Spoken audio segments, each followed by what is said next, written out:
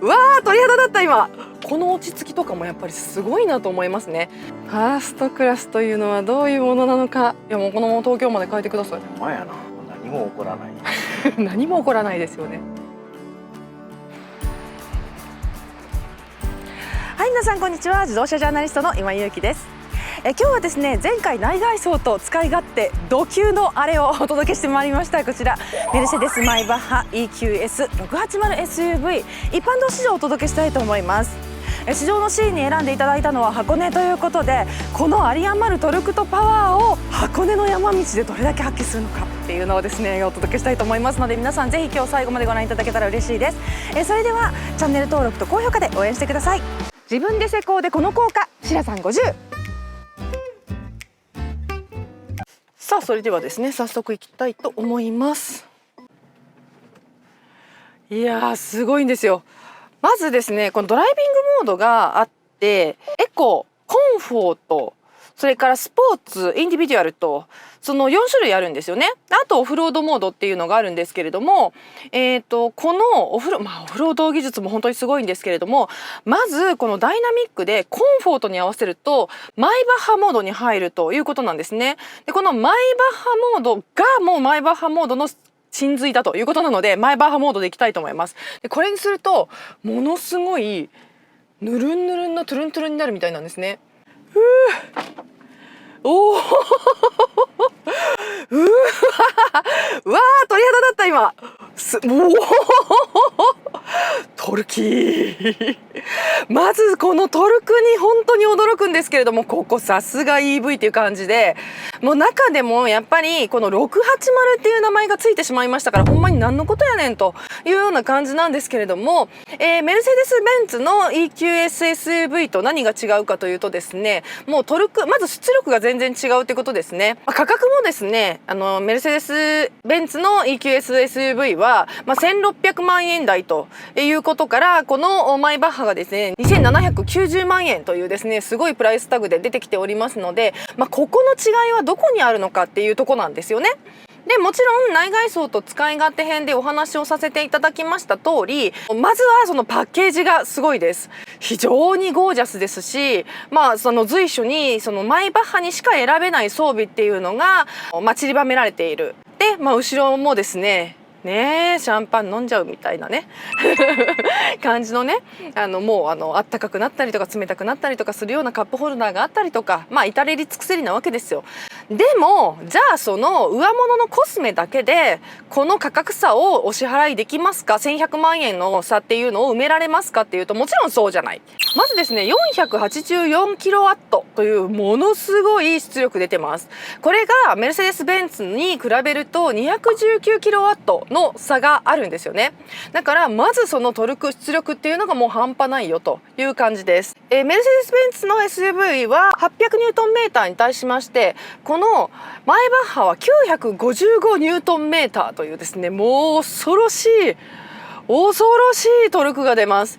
ですから今箱根の山道を駆け上がってる最中なんですけれども、何の持ちようもないですね。もう本当にただただ本当にコンフォート、ただただ静かでめちゃくちゃパワフル。今ですねU ターンしました。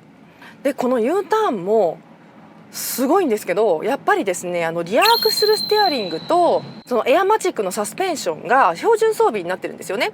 なのでライドコントロール、何かのギャップとかを全部いなしてくれるような22インチのタイヤ配ってこれですからね、異次元の動力性能が担保されているわけなんですけれども、それの挙動のやっぱり一番大きなところはこのエアマチックのサスペンションと、リアアクセルステアリングが標準装備をされているということですね。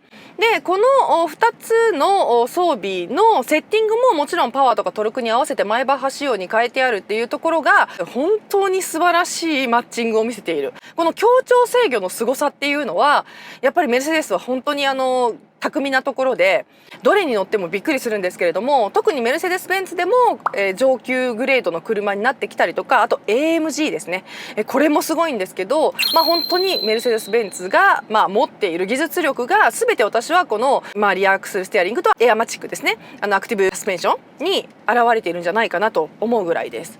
でやっぱりすごい重量系の車なので、重力の逃がし方とか陽コントロールとかロールコントロールってすごく難しいと思うんですけれども、この傾きのなさとさらにステアリングがものすごい軽やかなんですよ。 EV なので。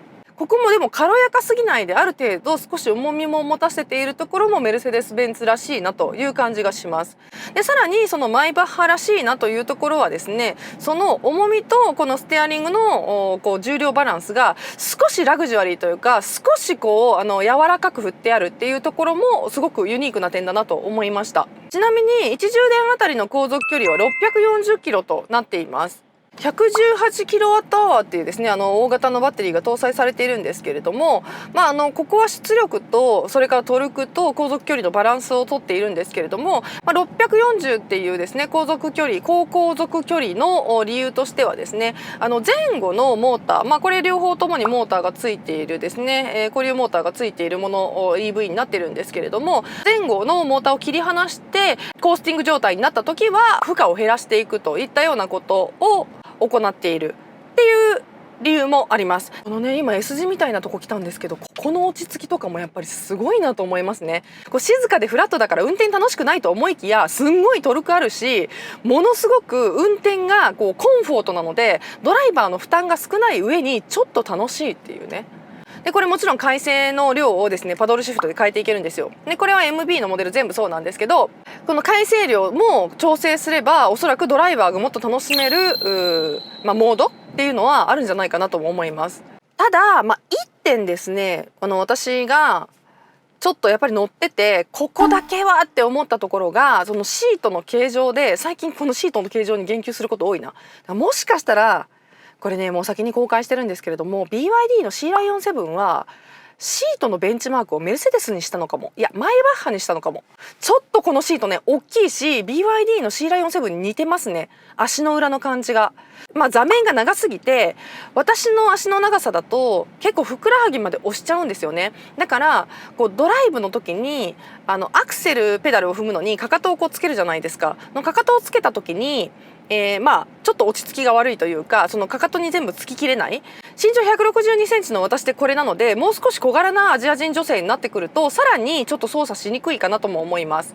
だからブレーキとの踏み替えとかもこの足の裏のシートの厚みが邪魔をしてちょっといまいち踏み切れないところもあって、ここだけはちょっと気になるなっていうところと、シートのその座面のリップが高いがゆえに、そして長いがゆえにですね、背面とのこうマッチングもちょっと悩むかな。ここだから自分のドラポジを見つけるのに少し体型選ぶかなっていう感じはしますね。あとですね、このハイパースクリーンがねあるがゆえに EQS ってものすごくこのダッシュボードのところが高いんですよね。なんかこの先一回その車角を掴んでしまうと、もうさっきお見せした通り、非常にこう最小回転半径も小さいですし、路地なんかを走っていくのに、今まさにね路地に入っていこうとしてますけども、こういうとこ走っていてもくるんと回れたりとかしてものすごく小回りが実は効くんですよ。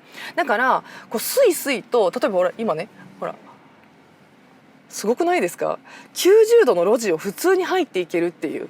だからこそ後ろのねこの内輪差っていうのを気をつけなきゃいけなくて、前が曲がっちゃうからいけると思ったらギアすっちゃったみたいなことにならないようには気をつけていただきたいとは思うんですよ。とは思うんですけれども、左前がだからこの座面の感じと合わせて、あとダッシュボードがすごい長いとか内装が分厚い感じと合わせて少しですね掴みにくいところがあるので、ここはちょっと慣れが必要かなっていう感じがします。さあそれでは参ります。このファーストクラスというのはどういうものなのか。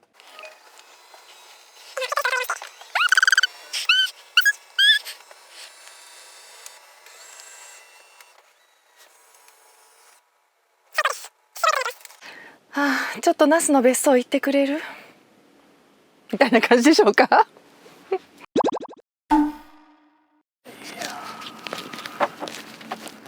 何分ぐらい走りますか。5 5分ぐらい。いやもうこのまま東京まで帰ってください。ほんまやな。俺京都行かなあかん。京都でもいいですけど。これで京都は楽やったよ。せやんな、去年な。そうですそうです。お東さんのイベントご一緒した時に。あれいつやったっけ。あれいつやったっけ？いつやったっけ？ワールドカップあれ大谷君のやつ見てました一緒に。ワールドベースボールクラシック？ワールドシリーズやろ。ワールドシリーズでしたっけ？やからワールドシリーズやってた時期ですよ。11月10月11月か。そんな感じですよね。そうあの時にびっくりしたのは京都の細い道をですよ。うん。めちゃくちゃこの車小回り効きますよね。な5メーターやもんな。5メーターちょっとやな。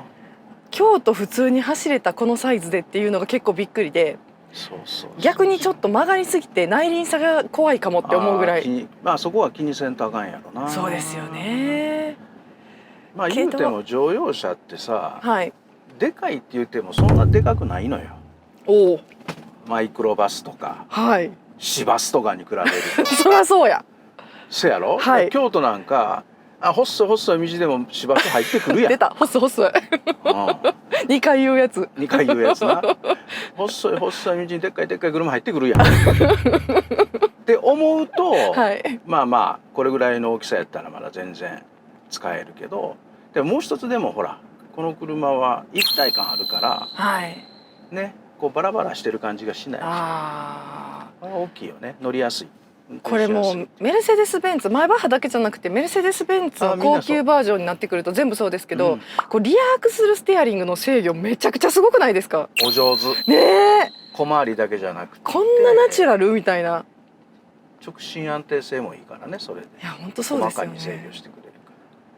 まあうまいっすよ。やっぱりベンツはね重い車動かすのうまいよ。昔からそればっかりやってんねんもん。そうですね。重い車ばっかりやってきたからでっかい重い車ばっかりやっててそら馬なるって。そら馬なりますよね。そらそうですよね。せやしほら最初の頃ちっちゃい車下手くそやったよ。あ、そうですね。A クラスのね。今でこそ A とか B とかベンツっぽく動くけど、昔はね確かに出始めの頃はやっぱりちょっとまだうまいこといきませんみたいな感じだったけど、転がってましたからね。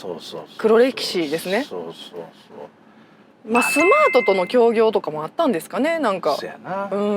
じゃあまあそこまでちっちゃい車をやらんと小さい車のことやっぱよくわからん。まあ日本は軽自動車があるからさ、小さい車よく分かってるけど、いやだから得て増えてっていうことですね。そうなのよ。もう100年近い当時ね、100年今はもう130年以上やけど、100年近いさ歴史の中でもちっちゃい車作ってへんってなると、いや確かに必要なかったんですもんね。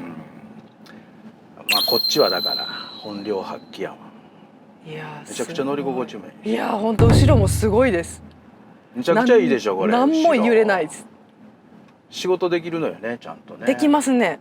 しかもなんか要コントロールとかも上手な気がします。まあもちろん先生の運転がお上手なんですけど。当たり前やないの。ロボットにはできへんよ。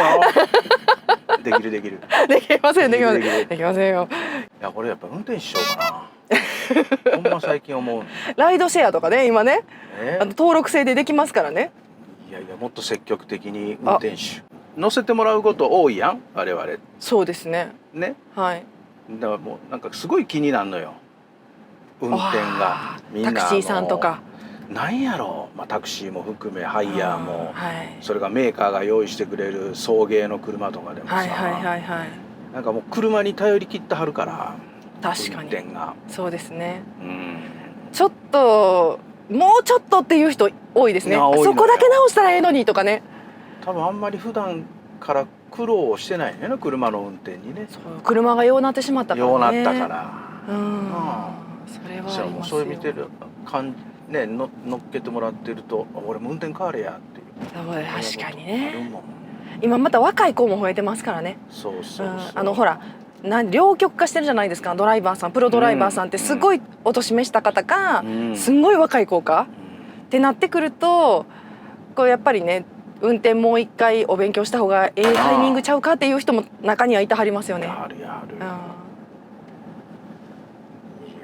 これはでも何も起こらない。何も起こらないですよね。車ですよ本当に。しかもシートの設計自体もやっぱりさすがじゃないですか。お上手ですね。なんかこういう電動系のシートでいろいろサポート入ってると長いこと乗ってるとめちゃめちゃ腰痛なるやつの方が多い中で、やっぱりメルセデス・ベンツはすごい。あと決めやすいのよ。決めやすい。ドラポジオ。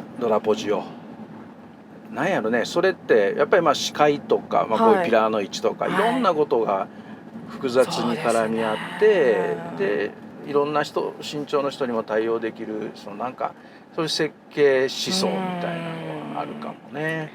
個人的にはちょっとマイバッハはシートでかすぎますけどね。まあ大体ほらでかい人が乗るから。そうなんですよね。態度もそうなんですよ。態度もね。こら。ちょっとね、ここだけがそのアジア女性として今後ろのシートもそうですけど、私もこのシートで乗ってると足ついてないんですよ。チャイルドシートやりましょうか。チャイルドシートになってます。なんかまあもしかしたらねリクライニングをさせる前提なのかもしれないですけど、ちょっと大きすぎるなっていう感じはあるんですが、しかし腰が痛くないっていう不思議がね。こんだけ大柄やったら大体腰痛いんですけど。あ、そうなんや。うん、すごい、これがすごい。じゃあこの辺りでターンしますよ。ありがとうございます。ターンもしやすいです。そうなのよ。これだけやっぱり小回り効いて運転しやすいと、どんなとこでも入っていこうかっていう気になるのよね。そうですね。運転が億劫にならないっていうのは全くならへんし。ここ回れるん？回れるよ。すごいよ。一発で回って。びっくりした。私の車の方が切れへん。いや、そうなんですよ。こんなに回んのに直進安定性がすごいいいのがびっくりするんですよ、メルセデスは。いやだからそれも 4WS の制御の一つだからね。いや本当そうですよね。リアアクスルステアリングって言ってますけど 4WS なんですよね、もうね。まあ日本のメーカーなんかほらすっごい早くからそれに取り組んだけど、そうですね。ものにする前に諦めてしもてるから、まあ日本は何でも早すぎんねん。ああ、そうかもしれませんね。EV 化もね、早かったんですよね。あとマイクロカー構想も早すぎましたね。そうなのよ。周りが追いついてないとこに、やっぱ好きやから初物が好きですね。世界初が。そうですね。でも世界初って出して満足してしまうのがこう日本人のあかんとこやねんな。そうですね。そこまではええねんけど、何でもそうやで。電池技術とかでもそうやし、ね、実用化最初にすんねんけど、そこからこう進化させるのが一息ついてしまうのよね。いや、そうなんです。やめちゃうんですよね。一瞬ね。続けられないんですよね。いやわかるよ。でもそのブレイクスルーするわけやから、ブレイクスルーしてできたっていう達成感でもうええかってなる、一瞬落ち着いた瞬間にみんながバッとこう、そうですね、後からやってくる。で最近はそれがほら中国韓国のね、そうですね、早いから、キャッチアップが、まあ息ついてられへんねんけどね。まあだから韓国中国のクオリティアップがすごすぎるがゆえに、日本メーカーもそれでちょっとカンフル剤になってほしい的なところはありますよね。お、あかんぞみたいなね。そうだから欧州も見つつ、アジアのそういう速度感もね、ぜひ学んでいただいて。いや本当ですよ。しかしこういうなんか飛び道具みたいな車に乗せられるとちょっと黙るしかないですよね。まだまだここまで行くのにもうちょっと時間かかるかなって思っちゃうところがいっぱいある。だからまあ追いつかへんとこっていうのはやっぱりあんのよ。でもそれはね、じゃあ新興勢力に対して日本のメーカーもアドバンテージはあるはずだから、同じことなんだよね。2700万超えてますけども。でもさ、今日 GLC のコアっていうエントリーグレードが800万でしょ。はい。あれすごいですよね。いやと思うと、この2700万そんな高くないよね。おお、技術に対して？技術というか、まあこのパッケージ？あつらえに対してね。いや高いですけど。高いけど、いや絶対額は高いですけど、ちょっと周り見渡して今3000万でこれぐらいの車が手に入るかっていうとないと思うよ。だってみんな軒並み値段が上がってるから。そうですね。レンジローバーとかえげつないですもんね。えげつないもんな。えげつないですもう。そうよ。そうか。これは意外になるほど。高級車としてはリーズナブルじゃないかな。まあそこがお金持ちにとってどう映るかっていう問題もあんねんけどね。5000万って言われた方がはいって言って買う人がおるんかもしれないけどな。そうか。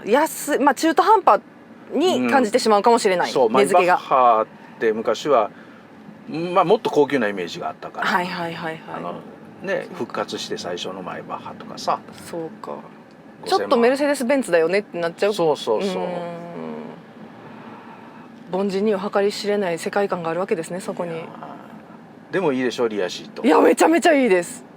ま落ち着きます。しかもその足つかへん今チャイルドシート状態になっているのにもかかわらずブランブラン。ブランブランです。でも体全然ブレないんですよね。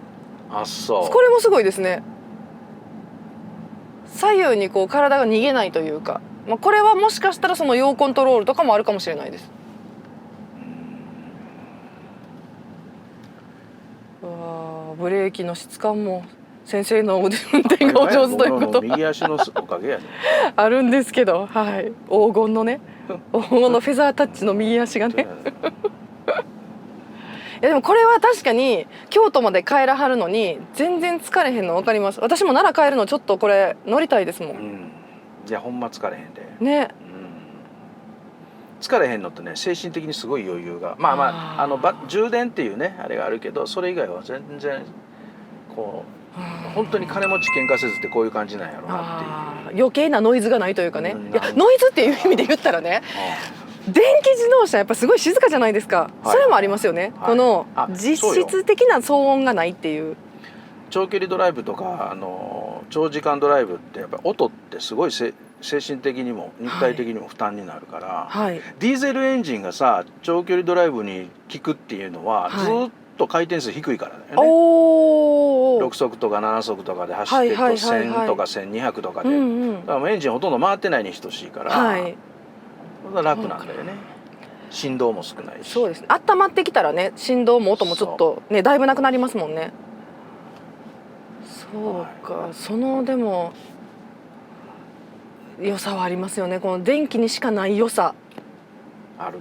まあだから電気はやっぱりこういう超高級車とね、小さい車がまずはいいよね。いやそうですね。そうですね。本当に真ん中が出てくるからちょっとややこしいね。ややこしいですね。真ん中が出てきたらどうしてもアイスと同じね使い勝手を求めてしまうから。はい。そうではなくて。そうではなくて、ね。まあでウルトラでっかい高級車と小さい車は電気自動車のメリットがいっぱいあるからね。そうですよね。あと電気自動車のデメリットも消せるからね。パッケージでちっちゃい車やったら別にでっかい電池いらんし、重くならないでしょ、でっかい車はそもそも重たい車やねんからでっかい電池積んだってとってことないっていうね。まあ動的質感も出やすいですもんね。下重いし。ロールスロイスなんてほらその最たるもんじゃエンジンあってもエンジンないかのごとき、ね静かさだったんやから、それここにあるよっていう話ですよね。そのためのもんやでっていうね。いやでもマイバッハとは本当に相性がいい気がします。めちゃくちゃいいと思います。本当に。これこそですね。戻ってまいりました。こんなささやき声で全席と会話ができるなんて。ほんまやね。まあこういう車の後ろにね常日頃乗れるように頑張りましょうっていうのが。本当です。この家業では無理な気がします。結論でございます。はい、ありがとうございます。ありがとうございました。西川純先生でした。どうも。ノーカットでお届けしました。OK。ありがとうございます。車買ったら自宅で簡単コーティングシラザン50。はい、というわけで今日はこちらメルセデスマイバッハの EQS680SUV お届けしてまいりました。いかがだったでしょうか。